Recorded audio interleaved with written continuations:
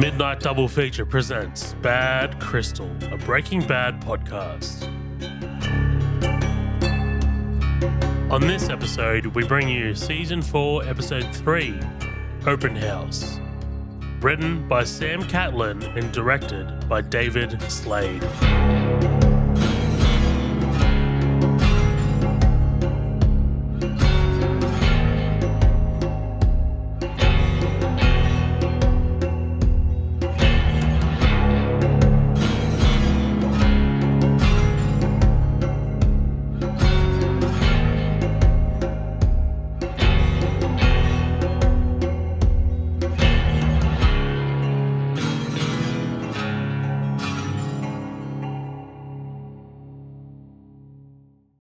Ladies and gentlemen, welcome back to another episode of Bad Crystal, a Breaking Bad podcast, where we're covering episode 3 of season 4, Open House. I'm with my main man, Colin. As always, Colin, what is happening, baby? Not a lot, buddy. Just hanging out, just having a nice day off, recording some podcasts and stuff. So excited to jump into this. It's we're slowly winding down. We're getting close to the end. We're getting close to the end, man. We're about to shuffle off the immortal coil, you know, the mortal coil, excuse me. Things are looking very dire. Jesse's just basically already in hell. Like he's just fucking living in it. Couple things I wanted to talk about right before we do kick it off here. Directed by David Slade. So David Slade's actually a film director more than he is a TV director. He directed the very famous vampire movie 40 Days of Night, which is pretty cool. He directed one of the Twilight movies. Yeah, he's a big time actual. Wait, is 40 Days, is that the vampire movie? Yeah, that's what I said. Did you not hear me? No, it's 30 Days of Night. 30 Days of Night. Sorry, 40. That's why I was like 40 days. I don't know, but I was sitting there thinking, sorry. I was like, man, is that a sequel I didn't fucking catch or something? Like, yeah, well, the one with Josh Hartnett, right? That's what I'm thinking of. Like, I must have just been like writing these notes last night. I must be just like, yeah, 40 Days of Night. Yeah. I need to pick up a 40 on the way home. Literally, dude. This is our first introduction to Bill Burr's character, who is going to be kind of like a staple going into this show. And he's kind of like one of Saul's guys. And I did like look up like Vince Gilligan's reasoning for casting someone so sort of like outside of the box. I was just like, why Bill Burr? You know, like I just want to see what that was about. And like, so this is a quote from Vince Gilligan. He says, "We just wasted so much time here in the writer's room by getting on YouTube and just watching some of his routines, and we know he's a big fan, so we just cast him in the show." And that's hilarious. I think he's great in this episode, in this introductory episode, but he's great as the show goes on. He really starts to feel like a piece of the show. What did you think about season 4, episode 3, Open House? I like that a lot. I feel like it's getting, harder and harder for Walt to like cover his tracks as Heisenberg. He shows up with like the black eye, and then like the thing, Jesse's getting very sloppy, like, and basically has like a rave over at his house every night, and they're attracting the wrong kind of attention, not from like officers and cops and stuff like that. I mean, a little bit with like the fact that Hank has Gail's, notes, but the fact of like they're on the wrong side of Gus right now, and they're doing stupid shit, like both of them. I mean, and they're trying to buy this like car wash and make a legitimate, like they're trying to do the right thing, but at the same time you have a lot of like moving parts within, Hank and Jesse. And those are kind of like our big, like, not, I mean, obviously there's Mike and Gus, but I feel like in terms of the heat coming down on you, it's really a Jesse, Walt, and Hank kind of story that's like rotating. But it's like, not only does Walt have to deal with this shit with Hank and Jesse, but then there's like, another external threat or internal threat of Gus and Mike and that relationship going sour. So I think it's a good episode. I uh, I'm starting to dislike Skyler more and more as the show goes on. Like, I understand her position in a lot of it, but I feel like she is one of those, like, she's starting to really play with fire that she doesn't understand. And I feel like she's taking this like a little too, well, I can step up and I can do it. And it's like, yeah, if there's consequences to stuff. And fucking, I mean, what can you say about Marie? Jesus Christ. Poor sack of shit. Oh man, I I was writing notes for this episode, and I was like, Marie, man, like you were going through it. Like her and her and Jesse are just in like a like decrepit pit, just they're just like in the shit. Um I would characterize this episode as being a prime example of um here you have Walt, right, who is this big giant planet, and around him are these like little moons just orbiting this giant planet, and you Hmm. just see how the gravitational pull of this giant planet being Walt influences these little moons being these like side characters, or like influences that the situations that they're in. So like obviously Marie is feeling this huge wave of depression. Like Marie's kind of going like she's desperately seeking attention. She's desperately wanting to be heard. She's desperately wanting to get some excitement in her life because she has to go home to Hank, who criticizes her about the Fritos that she bought. Hmm. Um, and and of course you've got Jesse, who's just shot a man point blank in the face. So now I can't really feel anything. And then you've got Skylar, who is leaning further and further into criminality and is being more and more okay with doing so despite having two kids at home. Like you are just kind of like seeing like these characters in Walt's life, whether they're close to Walt as Skylar is, or um they're remote enough like Marie is. Everyone is impacted by Walt's decisions and Walt's situation. And I think that this is a prime example of the show demonstrating that. And I think this is a prime example of the show really kind of like teasing you as to where it's going to go next. Like, I mean, obviously you highlighted that the show ends with Hank being interested in the lab notes. And we'll get to that moment. I'll tell you why I particularly love that moment. Other than the obvious, but yeah, I think that this is a great. There's a lot of this in season 4 in terms of just like there's some calm before the storm, but like you can, you know how like in the very famous "It's Always Sunny" from Philadelphia meme, where it's like the big fucking whiteboard and Charlie's trying to connect the dots. This is one of those Pepe like Sylvia. string. Yes, yes. In the mailroom, this is one of those red strings. This is one of those episodes where it's one of those red strings Hmm. that connects the dots, and you can like trace it back to, or you can trace it to the big finale. What do you think if we get into this shit? Let's do it. Cool. So we had a cold open this episode. Walt enters the super lab, and he's still drinking Gail's coffee. Now, there's a fantastic moment here after Walt pours himself the coffee. He kind of like stands back to admire Gail's coffee machine. Like he smiles to himself because he's impressed by the machine and impressed by the chemistry of it all. But then like the smile fades as he remembers who created the machine, who created the coffee that Hmm. Walt's drinking. And it's just like, oh man, like you can tell for a second it really weighs on him.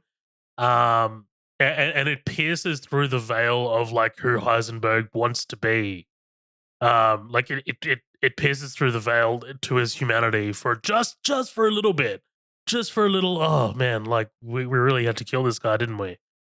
I thought that was really profound. What'd you think about that? Like him kind of like sort of drinking the coffee and sort of taking a moment to be like, oh shit, yeah, Gail, we had to kill Gail, didn't we? Yeah, I like it because I think it's, they're trying to fall back into the routine of cooking and being at work, but then also there's this, added element of uh being watched, and like you're working with people that you just barely survived through, like you had to make an extreme decision to save your own life. And I think that's a hell of a thing to, and then come back in Monday and be like, so how was your weekend? It's like that's a hell of a thing. You just have Yeah, to kill somebody to keep your job and your life. yeah, definitely. Um, Walt switches on the machine and he notices something new. He notices the camera, right? Walt curses and the camera follows him around the lab. And I love that, like, I love that. I love what that says. I love what the camera says. Sorry, what the camera following him around the lab says. It says that someone is actually sitting behind the controls of this thing and watching him and following him. Like, Right. like it's not just like an automated camera. Gus has like actually hired someone to fully surveil this guy 24/7 Hmm. in the super lab. Um like yeah, like it's talk about being on Gus's shit list, right? Well, yeah, and like I'm not trying to skip ahead, but Walt's indignance to it of like it's a violation of the workplace. And I'm like, Yeah, are you serious right now? Like dude. that's your worry is that's your, well, how dare you, sir? It's like there's a lot more to be worried about than just like you should assume they're watching and listening to you. Don't even think they aren't. Like that's fucking You watched crazy. this man like slit some guy's throat with a box cutter 2 episodes ago. Two Right. episodes ago. Look at all the money he's put into this place, and blood and Right. just sweat and tears and murder. And you think like, yeah, but I don't like the fact that I can't say and talk shit about him in here. It's like, what the Yeah, where's fuck? my freedom of speech? Right. It's like, Um sir, we sell meth. we get a very iconic shot of this top down shot as he kind of like flips off the camera and we cut to the title card. This is a Hmm. very sort of like iconic image that comes from this that came from the show. So title card, and then Skyler shows up to Walt's apartment. She calls his cell phone. She can hear the ringing inside. Walt opens the door and he's like very clearly trying to hide the shiner that Mike gave him, right, from the earlier episode. Um, Hmm. Skylar wants to talk about the car wash, and then she notices the bruise on his face. Walt says he's got too much on his mind right now than thinking about buying a car wash. And I love what that says about Walt. Walt's not thinking about the money laundering aspect of his criminal enterprise. He's just thinking about he's just thinking about saving his ass, cooking more meth. Skylar suggests going to the police, admitting that he's a drug dealer, that he's in danger, and Walt just interrupts her, right? He's never used the word danger. Things were complicated, he says. Of course, we both know that there is a very famous speech that Walt says a bit later on, I am the danger, right? Like this is kind of like the Uh-huh. prelude to that. Um, I hope that's not a spoiler for anybody. Like, I mean, I'm sure everyone's heard the I am the danger speech by now. I Right. don't want to spoil anything, but like, I mean, that is coming. And Walt's like, this is really interesting. Walt's pride kind of knows no bounds because he says that he had a little minor accident and he characterizes his altercation with Mike as an argument with a coworker. And he's like, he didn't want to retaliate because he's a much older man. Dude, you got fucked up by Mike. There was no retaliation. Well, that That to say wasn't Mike on the is board. right, and to say that Mike is much older is like, Oh, I mean, dude. he might have like 10 years on you, but he's. I mean, it reminds me of Noah Tenenbaum being like, I should have knocked that motherfucker out. It's like, Dude, that's cute. he's lucky I didn't punch his lights out. Yeah, yeah, yeah. Oh my god. Charcoal briquette. Anyway, can't wait till we start our fucking Sopranos potty. It'll be good, man. Mm, I'm gonna restart the show soon. Actually, mm. my mate for my housewarming bought me this huge hardcover book, and it's the visual history of the Sopranos. It's fucking Oh, awesome, dude. I gotta show it to you. I'll send you a video later. It's sick. I'm down. Um, yeah, and I just thought that that was really interesting because the pride always needs to remain intact for Walt, right? Like he needs to always present that he is better than or equal to, never less than, you know? Right. Yeah, he's got to Um, have that like position of power in a dynamic. right, right. Skyler suggests frozen peas for the swelling, sees no peas or even ice in his freezer, and then Skyler makes Walt promise that if things do get dangerous, he'll take action. And then we cut over to Marie. He's at this open house. I love how she's just by the glass door, just with a glass of wine. And then she hands the agent the glass, and she's like, "Any chance for a top off?"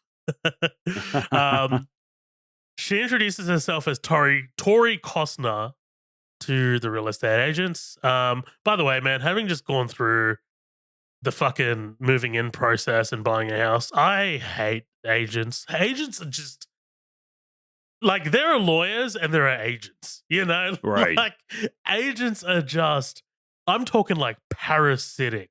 There is one agent who kind of like has a monopoly over houses in like near my parents where we were initially trying to buy.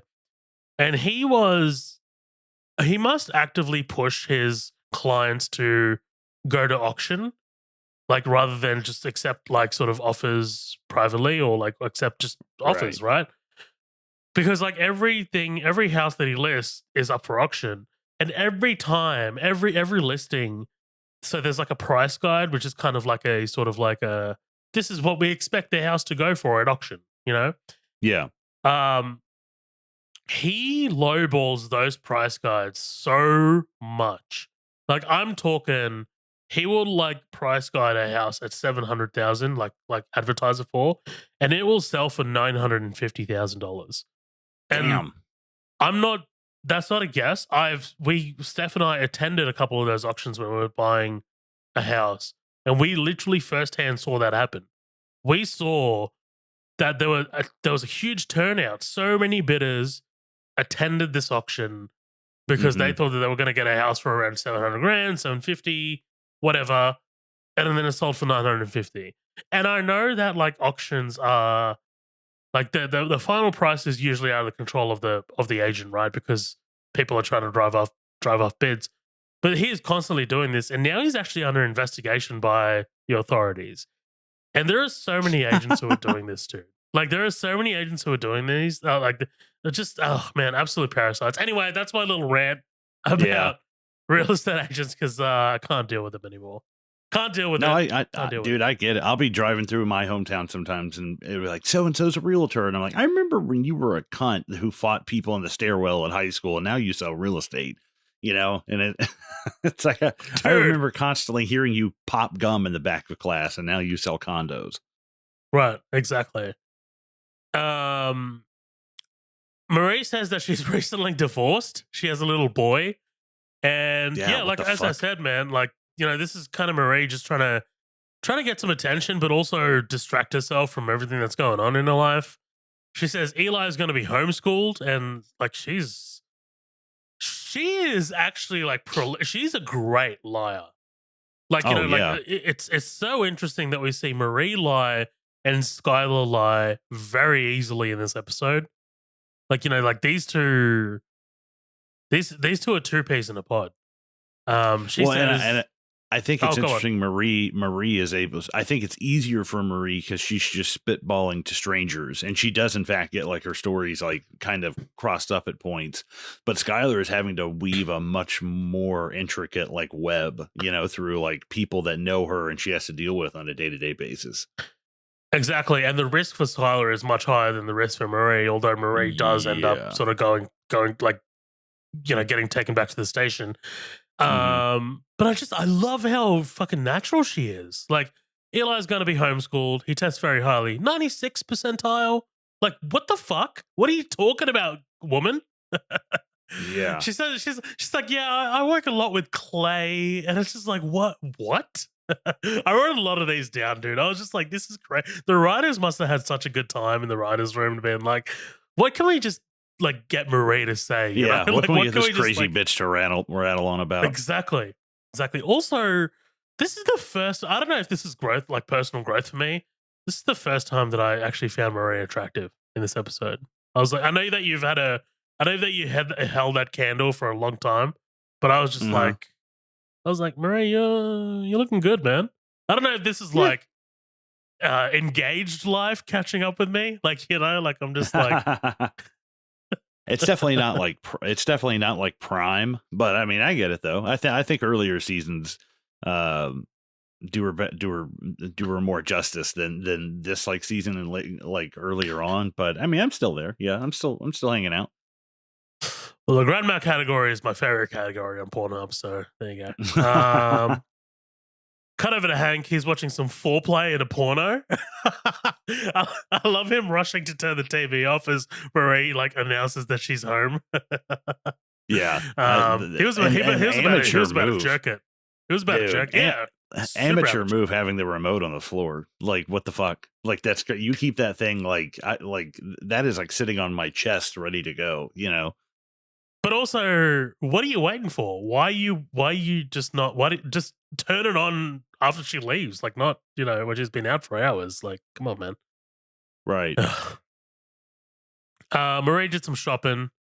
The complete encyclopedia to fantasy football. Marie, I said Cheetos, not Fritos, and it's Hank just being an unappreciative dick right now. Yeah. And the scene ends with Hank looking down at that Hummel figurine that the scene prior to opened before. Like, I just love this little, like, you don't see Marie take the little figurine from the open home. You just see the figurine just sitting there on Hank's little table now. And it's just like, oh, she fucking took it. Like, I love the control from Vince Gilligan. We don't need to see her physically pick it up and take it home. Like, just show the little statue in. What she's up to. Yeah, exactly. And also, like, you kind of like that kind of makes you think, like, Marie says she did some shopping, but really, did she lift a few of these things? Like, did she raid the pantry when she was there? Right. Yeah. Well, especially the shit that she steals too. It's just like, it's so weird. It is. It's not anything like I took the batteries out of your remote. It's like, I'm going to take something that fucking means something. It's like, what the hell? Right. Right. Why'd you take the silver spoon that you said doesn't fit in the set? Like, I don't know. Right. At the super lab where post cook, Walt asks Jesse what he thinks of the camera, and Jesse says, "You always said this place could be bugged, and now we know." Walt says it's a violation of the workspace, and then Jesse just asks, "Do you want to go do something? Like, go do some go-karts?" And Walt seems like genuinely confused, right? Like, this is obviously Jesse reaching out. He's wanting to communicate, wanting to take his mind off the obvious. Jesse and Marie are kind of like very like they're a lot alike at this point in the story. I think like they're both kind of just like really wanting to bury themselves in something other than their normal life or what has become their normal life. Mm-hmm. And Walt asks Jesse how he's doing. And it does sound like a genuine, like, how are you doing, Jesse? But I think like it's a little bit of like, I think there's a little bit of like, I hope he's not compromised kind of thing. Because Walt can't do this without Jesse as much as Walt would like to. Right. I think there's a lot of guilt from Walt when it comes to Jesse still, especially now over Gale and stuff. I think he was already kind of there because he's got him beat up. His girlfriend has died, and now he's had to kill somebody. And it's like he's having to sacrifice way more than Walt is. Absolutely. It's clear that Jesse hasn't had much sleep, and Jesse asks Walt about his eye. Anything we should talk about? Kind of turns it around on him. Mm-hmm. Jesse says that you kind of get used to getting the shit kicked out of you, and then we switch over to Saul. Saul meets with Skyler and Walt, suggesting that they buy the nail salon for their money laundering operation. He's really trying to push this nail salon. Yeah, he says you took a run at this Bogdan character, and he wrestled you into submission with his eyebrows. Yeah, Saul's the best, dude. Saul tells him to sit back, relax, and let a professional take over. And then just Saul goes over. Immediately after that line, he goes over to the door where his bodyguard Huel wants to use Walt's bathroom. It's a stomach thing. Dude, it's a stomach thing. And like Skyler's just like, Huel? Dude's got a shit Oh up there. man, look, man. When you gotta go, right? As Right. Jurassic Park talking to us. Skyler doesn't accept that Bogdan won't sell the car wash. He lacks the proper motivation, she says. And then Saul says, "Do we make him an offer he can't refuse?" And Skylar responds with attitude adjustment. Now, like when she says this, you can't help but think that Skylar wants this guy kneecapped. But then she Right. says we don't want to use violence. So I don't know if she is at first okay with it, and then she kind of like rolls back on it. Because like doesn't that tell you, doesn't like attitude adjustment kind of tell you that she does want Oh something yeah. violent to happen to him? No, 100%. Does she make bad decisions in this show? Like, sure, but she's not an idiot. And I think that that's one of the things that I feel like she's testing the room almost to be like, all right, I'll see how anybody else feels about this, but she wants to commit, but she doesn't want that again. Like, look how far removed from the violence and stuff Walt is. Skyler's tenfold removed from that. So I think it's somebody playing with fire and not really thinking about the consequences of it, Yes, I agree with that. Saul suggests getting Bogdan into tax trouble. Skylar very rightly shuts that down, says that I want tax attention. Saul suggests immigration and then terrorism. There's been a lot of Islamic comings and goings. What is he, Egyptian? Walt's just like Saul. Bogdan is Romanian. Romanian, that's right. Saul then suggests Saul then suggests using violence, but Skylar says that's not who we are, right? Looking over at Walt, who's just like, yeah, no. He's like, no, trying to hide his murder boner. Right, exactly. He's fucking bricked up over there, dude. He's just like, I am the brick. Oh, Skylar, I can't think properly. I got all my blood's rushing to my dick. Oh, murder. Where are we? Skylar is like fixated on this specific car wash, right? She says, I don't like him. I don't like this guy. He was condescending to me. He was rude about Walt, and she doesn't like him. Saul just says nobody appreciates a passionate woman more than I do, but I don't take things too personally.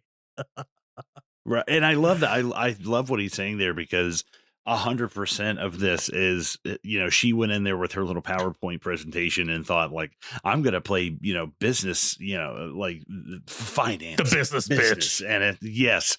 And he immediately just shut her the fuck down, which I think is hilarious. I mean, like, it went so because I was kind of expecting like, wow, she's really going to go in there and finesse this. And he was like, you're a piece of shit, the fuck you. And like, that was basically it. So I love that she really kind of had to put that in their pipe and smoke it, because it's like, dude, you're so far out of your fucking element with this. And like, sometimes you can catch I feel like the lesson she learned is you can catch more bees with honey than you can with shit, and it's like you go in there and you really got to like kiss some ass, because you're the one trying, like, he doesn't have to do anything. He's not backed into a corner like you are, and I love the fact that so much of this is her, and she totally manipulates Walt. She's, and he said something, he was rude about you, and she knows that Walt's gonna like pick that scab until he finally hears it. And once Walt is like bricked up for Bogdan, then it's a brick for Bogdan all day, Exactly. Hashtag brick for Bogdan. Yeah. I want to pick out something that you mentioned there, and that's Skylar initially tried to finesse Bogdan, and then now it's like we are brute forcing our way through this, and that is not unlike the way Walt does things as well. Walt tries to finesse, he tries his best, right, and then it's like, no, we're going to brute force our way through this, right? Like the whole the Gale situation.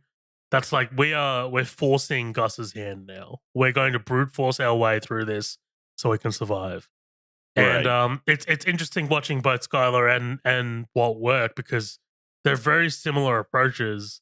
It's just like we're going to fixate on an idea, and we're not going to take no for an answer, and we're just gonna just fucking like a fucking SWAT team breaching a house. We're just gonna brute force our way through this, man. We're gonna get through it. Right. Steamroll them.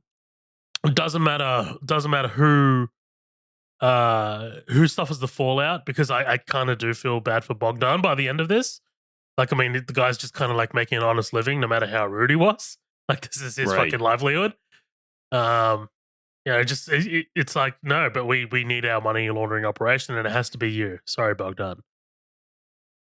Yeah. And as you said, Skyler tells Walt that Bogdan said that he wasn't man enough to face himself, that he had to send his quote woman to do his business for you. And as you said, Colin, and as you rightly identified, this gets Walt on side. It's this one, he tells Saul. And I love as soon as like Saul hears that, he kind of puts his head down and he knows he's not winning this argument. Right. I just love the silence after that, and then it's broken by the sound of the toilet flushing in the background, and you just know that like Huel has dropped a fucking load in there, dude. Like, it's Yes. just he had like tacos or some shit or some Indian food, and it was just like, man, sorry, Walt, you're not gonna get the bond back on your fucking apartment here. Like, this is Right. fucking That guy hasn't shit a solid shit since Bush was president, you know, and it's like, oh god. Well, no, actually, first Bush, because I forgot when this took place. So yeah, we'll go George Bush. right. This is pre Obama. Yeah. Actually, isn't it? No, it's during Obama. I'm pretty sure. Yeah, this is during Obama. My bad. Oh, okay. Dude, I keep thinking this is like 03, 05 sometimes. And then I forget. I'm like, oh, no, wait. Yeah, Obama's 08. Like, it slips my mind. Marie's at another open house. She's looking at these spoons. Puerto Rico is technically a territory. Shut the fuck up. Oh, shut up. She finds out there's no basement. That's a problem. My brother's in the Peace Corps, and I told him I'd hang on to his furniture. She says her name is Charlotte Blattner. She's going through this kitchen, telling this agent about this fake story about her fake husband. Yeah, now NASA's like a second family to us. Bro, what the fuck are you talking about? He was an astronaut? Well, and what's crazy too is I'm like, you've already made up one elaborate, you know, because I think that again, it's like it's total amateur hour because she just keeps like saying like random stuff. I think she's totally going in here and like improving and just like like scatting. And I'm like, at least stick with the same family at each. You know, there's nothing wrong with that. You're never going to see these people again. You know, I think it's the thrill. It's the thrill of it. It has to be because she's wanting to feel something. You know, like she's not getting any at home. Like she has to go back to fucking Hank. The look on the real estate agent's face as Marie goes through the kitchen is pretty great. Like she's kind of like going through each drawer, like just sussing it out. And then she just randomly says, "When were these floors redone?" And dude, I love this audio transition. The garbage disposal going on straight into the vacuum. It's good stuff. Good stuff. And then the agent realizes there's a spoon missing. Oh, dude, we're about to get to one of my favorite shots in the entire show, and that's Jesse at the go-kart track, right? These shots on Jesse, his face as he's undertaking something that should be fun and thrilling and should give you a rush. Like he just wants to, Marie, he wants to feel something.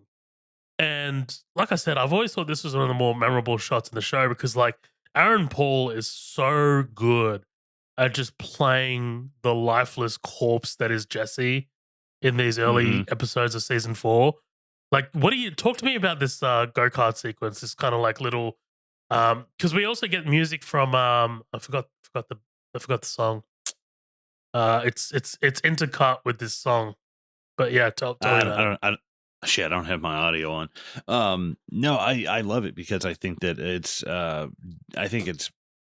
most likely the climax of what Jesse is like going through. Like the transformational kind of like climax of all the stuff that Jesse's going through, because I'm sure we definitely have not hit rock bottom yet, but I feel like where it was just like some harmless partying and stuff like that, and now it's going over that hill and it's starting to go down, and it's only going to get worse from here, I feel like, because he's not addressing anything and he's just letting it sit and spin. And even talking to Walt about it, like does Walt asks and they don't talk about it, and I feel like that is just a pimple waiting to fester right now. Yep, completely agree. Because Jesse arrives home as some random dude is just leaving his place with a microwave. Like he walks inside Yeah, and it's an fucking absolute Christ. fucking shit show inside, dude. Graffiti on the walls, people fucking on the floor, and Right. people This sucks. people fighting. There's shit Some everywhere. Requiem for a Dream shit, Yeah, dude, you can basically smell this house through the TV. Right. Well, and there's no Skinny Pete and Badger. Like, there's no recognizable faces anymore, and that's even scarier because it's like, who are these people? We just left some comms, but yeah, no, we're all good. I got that just what you were saying. Yeah, like they're just absolute fucking strangers, dude.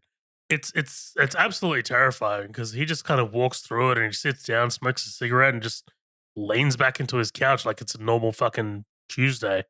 Marie's at another open home. She's called Mimi by these owners.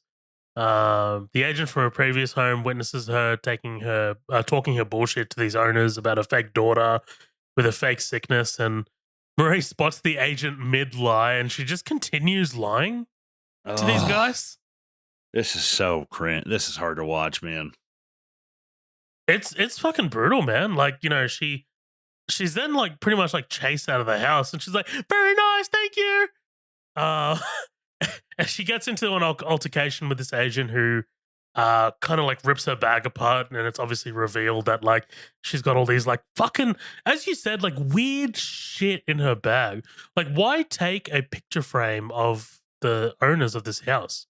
You know what I mean? It's like you're skipping all the serial killing, but like the creepiest part of it.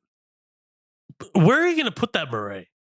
What are you going to do with that? Like, what's ultimately going to become of that picture frame? Right. And because, the second that push comes to shove, that all of it's just going down the toilet when she thinks somebody's going to find. So it's like these people's memories and stuff are just like gone. But it's really, and her making up like fictional kids and shit is really part of the most like, what the fuck, man? Like, that's crazy. She's got some very deep-seated issues. The homeowners, oh, sorry, hold on. So Hank receives a call from Marie at the police station, and I love that we don't hear the conversation. We just see Hank's face. And I love the revelation of, are you seriously doing this to me again? Like, Hank is fully aware that this has happened before. Hank is fully aware that Marie's got some issues, some kleptomaniac issues, and some clear psychological issues. And I love that reveal, dude. Like, that Hank's aware of it. It's a great way to tell us that Hank's aware of the problem, and Hank's going to make a phone call. He says, just sit tight. And then we find out that the homeowners won't press charges against Marie. And then she just says, good, I won't either. Against what? Jesus. What standing do you have, Marie? You know what? I will say real quick. I think that Hank, as pissed as he is, likes it because it gives him power again. It puts him back in control, and it's like, see, I'm still a big man. I can still call shots. Like, I think Hank's initial reaction is, what the fuck?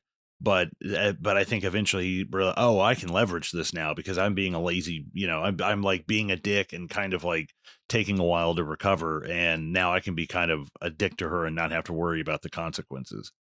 Oh, I like that. Yeah, I like that a lot. That's a good read.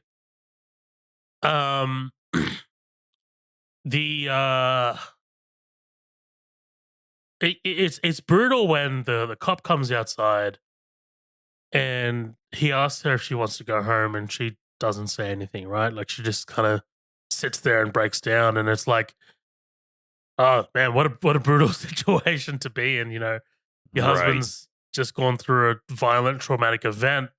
you almost lost him. Um, And it's fundamentally changed him as well. Fundamentally changed who he is. You had to see him shit in a fucking little bucket.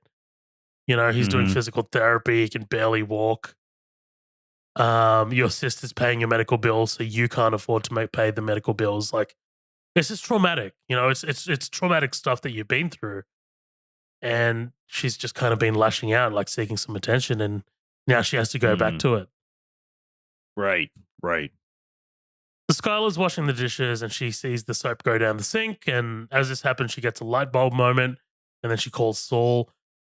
I love how quickly we progress through this because you just immediately hard cut to the car wash, right?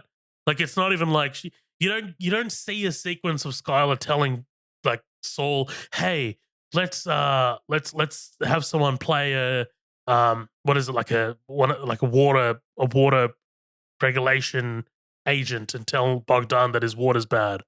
Like, there's none of that. It's just like hard cut to Bill Burr testing the water and telling him that we're going to shut down. He's going to have to shut down. Like, there's no fat in these episodes of TV. It's very, very streamlined. Right, I love it because it doesn't beat you over the head with it, but it's subtle enough to be like, oh, okay, I don't need the whole setup of this, or else this is going to be an hour-long episode of TV. Right. Bill Burr is conducting a test of the car wash's wastewater. Bogdan is confused. He says, "You can't shut me down. This is a mistake. My soap is very good." And Burr tells him it's his filtration system. He's going to need to replace his system entirely. Of course, that's a great expense to Bogdan. Downtime shouldn't be any more than 4 to 5 weeks, says Burr. Bogdan tries to tell him that it'll be okay, but apparently the state requires him to cease operations. And he asks Burr, "What law am I breaking? What law tells you that you can do this?" And I love the reveal of Skyler speaking through the Bluetooth speaker, like live feeding Burr information. Right. She's citing specific laws that Bogdan's broken, or shall I say, not broken. And there's some like great editing here as like Skyler's finishing Burr's sentences and vice versa. It's good, it's good like comedic stuff, but then you kind of like sit back and realize, and you're just like, oh, they're kind of putting this guy out of a job. He's probably got a family. Right. Was that specific enough for you? Like that's great. And like I love seeing stand-up comedians, but a lot of them cannot act like super well. Occasionally you get like a Robin Williams, or a Richard Pryor, or somebody who is like as a killer actor. And I'm sure plenty of comedians have acted and stuff, but this is not, him being a Bill Burr. This is him being, it's not him being Bill Burr when he's Miggs Mayfield. It's like a very different thing. I think he's among a lot of comedians, he's a killer actor. And I feel like it's hard for people to see him and get past the, what I fucking think, like that whole character. But I don't see that at all when I watch him. He totally is who he is on the screen. I love that. I'm so glad you mentioned Mayfield because he's such a standout part of The Mandalorian, especially season 2.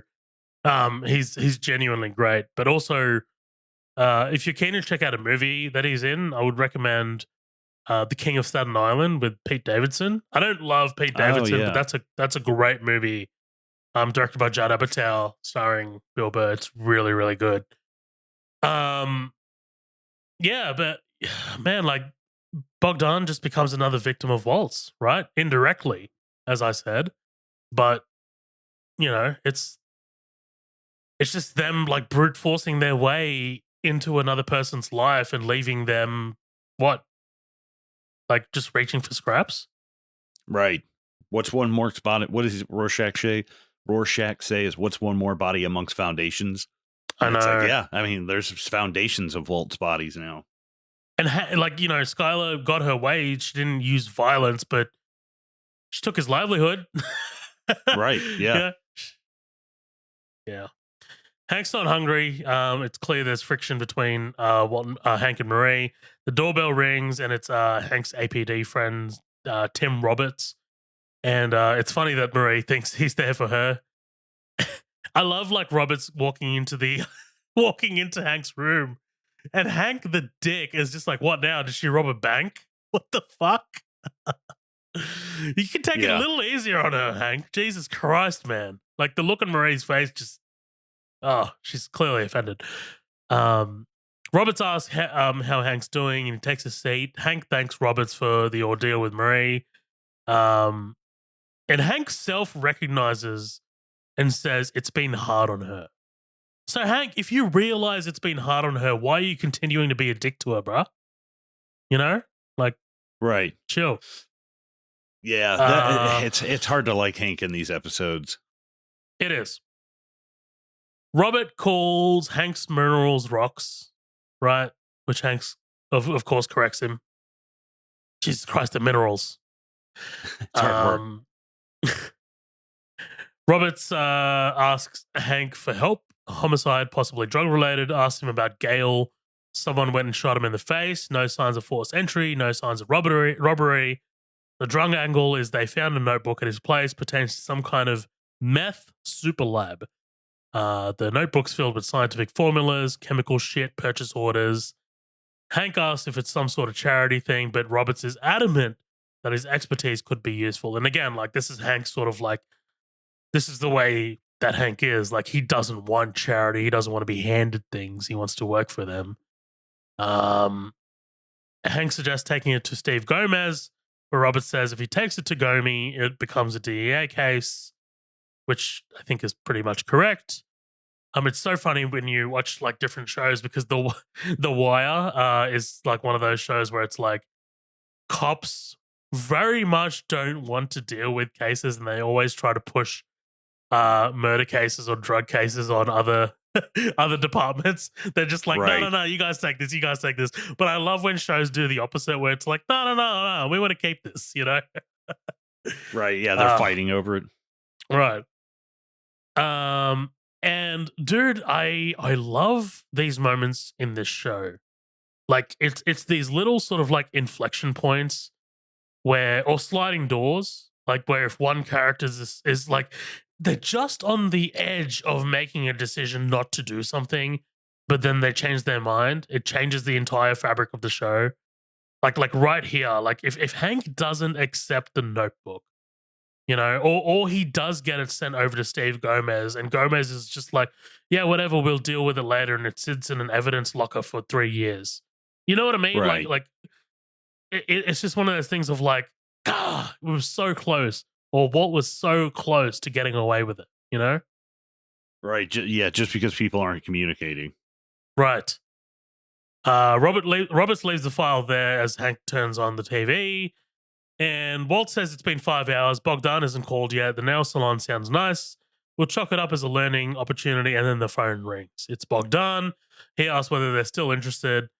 $879 was the original offer, says Skyler, and now I'm offering $800 because he was rude to her, and the market seems a lot softer than she thought. That's her final offer. She hangs up. Holy shit. Well, and I love, like, you know, where they kind of go back and forth, and he's like, oh, you know, I'm gonna give Saul a call. It's time to move on. And just her face sitting there like, oh man, I really think I fucked up. You know, like her looking at the phone like, I think I fucked up. And I do love that like moment of wavering confidence. You know, at least she does realize it's not just like blindly a little bit of doubt. I'll give her credit. Right. Just even any kind of doubt. It's just like, oh, at least she's not a total moron, you know? My favorite part of this is Walt saying, what, like $79,000 less? Is it worth it? Who cares? I make that much in a day. Like, which I do see her point where she's like, well, you know, if we don't even try to haggle over 80 grand, that's suspicious. And I was like, I mean, fair point, you know. I get it, but I think that's a byproduct. That's not the reason. The reason she's doing it is because she doesn't like the guy. Like, it just so happens that it's better for their case. Right. I could see maybe like going like 850, you know, or like dropping it down and be, you know, just to haggle to make. But yeah, $79,000 is a personal level of like, all right, now I'm mad, you know. Right.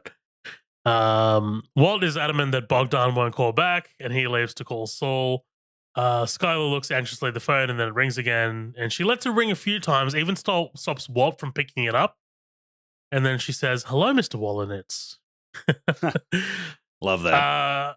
Jesse's in his house throwing money at this dude who's passed out on the floor with no pants. You know, the overhead shot of all these dudes like just passed out is just insane. I The love running he's in a suit. commentary. The guy? Yeah, the random guy, right? Yeah, like he's in a I suit, but love he's that. wearing no pants. Right. Oh, yeah. Like, what is this guy's story? You know what I mean? Like, yeah. Right. Like, is he coming back from work and he's just like got caught up in this fucking booze fueled, drug addled meth fucking rave? Yeah. What happened? It wouldn't surprise me, you know. Where's his wife? Where's his pants? Where's his pants? Exactly. The thing that, oh man, this freaks me out. Like the running commentary from the guy talking to himself, like that just it creeps me out. Like someone just talking to themselves like that. I don't know, it just gets to me. The It's tweakers, like, what are you telling yourself, dude? But yeah, like I wrote here, it really starts to look like the house from Peekaboo. You know that episode of Breaking Bad where they go into those two. Oh yeah. And they like Jesse saves that kid. It's really starting to look like that house, right? Right. No, yeah, that's a good catch. I didn't even think about that. Jesse throws a stack of money in the air as all these deadbeats scramble to collect it while Jesse leans against a wall. Meanwhile, Titus is outside Jesse's place just watching him, right? Surveilling him. Walt and Skyler pop some champagne to clean cars and clean money. They're bonding over their criminality. They're bonding over screwing over someone who's earned an honest living and probably has a family. And I just wrote, like, why is your well-being and living more important than his? Like, you know, why is your story more important than his? Like, it's just such a, I don't know. I felt really bad for Bogdan. Like, you know, because I think a little bit of it I can relate to a little bit. My parents are immigrants who came over from Fiji, and they made a little something for themselves. You know, a nice slice of life here in Australia. And then like here now, I see this guy Bogdan who probably came over from Romania. He sounds first generation. He sounds like an immigrant. Obviously he's still got the accent, and he's kind of made himself something with the car wash. Like I said, he's probably got a family. He's probably got kids, a wife, and now he's got nothing. And I just can't, like, I don't know. Like, there's something there that just kind of like makes me a little bit like infuriates. Yeah. Yeah, it makes me sad for him. It makes me sad for him because, like, uprooting yourself from your home country to come to a new country to raise your family, like, get a job, become the owner of that job. It's a lot. It's a lot, and then you lose it because people are selfish. Right. Well, that and like them. I understand them wanting that specific car wash because Walt worked there, and it's like okay, we knew but yada yada. But it eventually crosses like a threshold of like it's plenty reasonable to say like, hey, how'd you end up buying that car wash? Well, we tried to buy the one that I worked at, but the guy didn't want to, so we just went to a different one. There's nothing wrong with that, but it's the spread of Walter having that kind of like cancer of people where now his worst traits are rubbing off on Skyler, and obviously for the detriment, and she's got that kind of and I think there's still secretly a part of Skyler that's like, that's my husband, and my husband has made, yes, he's doing bad things, but he's also made incredible sacrifices to ensure all of this for us. Like, I'm sure there's some part of her that's like that, but I think most of it's probably like self-preservation and just, doesn't like the fact that her first kind of like step up to plate to knock the ball out of the park, he struck her ass out, and now she's pissed.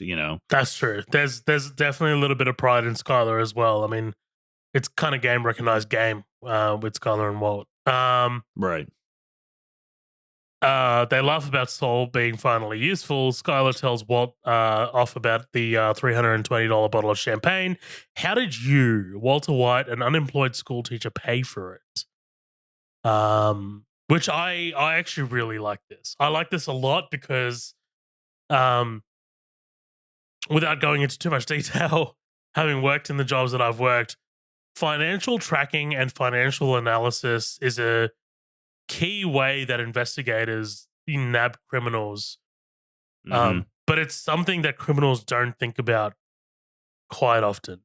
And it's insane how easy it is to financially analyze someone's bank statement and Sure. not even just like it doesn't even have to be the entire case in the bank statement. It just needs to be enough to raise suspicion. You know what I mean? Right. It's very how do I how do I dance around this? It's super easy for if you're working for an investigating body, if you're working for the government, if you have power, if your agency has powers to compel a bank to provide bank account details or bank account statements, it's so easy to just sit there and analyze and be like, why did you make that purchase? Why did you go all the way out there to make that purchase? Why did you make that purchase at 1:30 a.m.? You know, like just these little like out of pattern things. It's incredibly easy. And I'm you know, I think when I was younger and I watched this and I didn't have the experience or investigation experience that I have now, I think I would have looked at Skyler and been like, "Oh, Skyler, you're being a little bit you're being a little bit persnickety." You know, I would have had the same reaction that Walt Right. did. But now I'm just like, this is great advice, Skyler. Yeah. This is really I good. couldn't remember. Do they still have that Kickstarter thing that Junior started on? That's so far back now. I can't remember. Do they still have No, that? he shut it down. They shut He that? shut it down. That's He right. shut it down. Okay. Never mind then. Yeah. I agree. Yeah. It's not a good look. You know, it's a where the Albuquerque specifically is that where the town or the city that they're in, Yeah. or is there like Yeah. a more okay? I was gonna say, I mean, it's a big city, but still. Right. Skylar reminds him that they're supposed to be broke. On paper, they have no money. She's asking him to be smart, and like I said, I love Skylar here. And then we cut over to late night at the Schrader residence. Marie's asleep. By the way, I don't know how she can sleep with all the racket from the TV that Hank's watching. And Hank lies awake. He then looks down at Gail's lab notes, grabs it off the table, and begins reading, turning the page as he goes. And I love that he turns the page. I love the direction for him to turn the page because that shows that he's interested. Not only does he pick it up and read it, he's turning the page. He's like, "Oh, I'm into this," you know? Right. That's I think I said that a few episodes ago, a couple episodes ago. That now you're starting to see like the wheels on the Hank train start to look like really chugga now, and I'm like, okay, cool. Like, I think Marie hitting her rock bottom and then this falling into his lap is just a great 1-2 combo of like, okay, dude, like you got to start doing some shit. You can't just sit around the house anymore and be a dick to your wife. You know, you got to start making some real progress. I also really like the foresight from Hank's APD friend Roberts, because Roberts sees Marie cry and break down, and Roberts pieces it together. He knows that Marie's crying because of Hank because he's in a dark place. So Roberts comes over, brings over the brief, brings over the file, knowing that Hank will latch onto it. You know, like Roberts knows who Hank is at heart, and Hank is a go-getter. Hank is an investigator. Hank is someone who wants to like dive into something like this and take his mind off it. And this is something that can bounce him back, and it does. Lo and behold, it works. Right. No, I agree. Yeah, he's kind of if things have gotten this bad at home, I feel like the cop it's not a pity thing. It definitely does need help, but at the same time, I think it's a win-win for both of them. Definitely. And yeah, man, that's episode 3, season 4, Open House. Next week we have Bullet Points. We are very quickly ratcheting up this season. This is a very explosive season of Breaking Bad, so I'm excited to get into it when we do. Colin, do you have any closing thoughts on Open House? No, just I liked it a lot. So my Netflix, I always pick up where my Netflix ended, and I accidentally watched Bullet Points. So this whole episode, I was like, "Oh yeah, we're going to talk about how they did Blackjack," and then I realized, "Oh no, I watched this last week. I just needed to rewatch the most." So now I'm an episode ahead, but then I won't have to watch it for next week. I'll be ready. So I enjoyed this episode a lot. It was nice getting like at least a tiny sneak peek into like what's going on, like heading up into it, but like. Still, it's a lot of twists and turns, and I thought this was a great episode, leading up to where I feel like we're starting to really get into some of the final like arches of stuff. I know there's like a whole other season, but I feel like with this season, I mean, how many episodes are there left? This is 4. What is there, 8? I think it's a 13 episode season.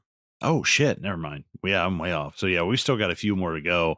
But I'm excited to see, especially with Jesse's arc and knowing what I know about the next episode and stuff. I'm really excited to see where the show's going. But beyond that, I just had a great episode. Hope you guys enjoyed talking about it, and we'll catch you on the next one.